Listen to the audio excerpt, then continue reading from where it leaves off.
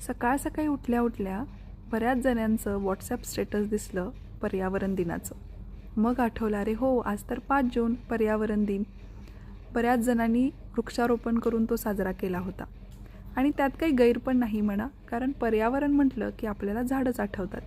ती असतात ही एवढी सुंदर, जी आपल्या पर्यावरणाचं मला असं वाटतं एका बाजूने सध्या रक्षण करत आहेत. आणि आपण माणसं अगदी मुळापासून त्याचा ऱ्हास करायला लागलो आहे.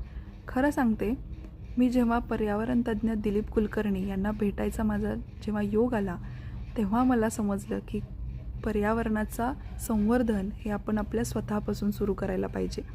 आणि त्यांची जेव्हा ही पुस्तकं माझ्या वाचनात आली, तेव्हा मला खरंच असं वाटलं की खारीचा वाटा आपण नक्की उचलू शकतो. आपल्याला नेहमी असं वाटतं की सरकारने हे करायला पाहिजे, ते करायला पाहिजे, पण आपल्या घरापासून आपण काय करू शकतो हे अगदी या छोट्याशा पुस्तकात लिहिलेलं आहे. अशी त्यांची बरीचशी पुस्तकं आहेत. तुम्हाला वेळ मिळाला आणि वाचायला आवडत असेल आणि खरोखर पर्यावरण संवर्धन करायचं असेल तर ही पुस्तकं एकदा जरूर वाचा. अगदी स्वस्त दरात उपलब्ध आहेत.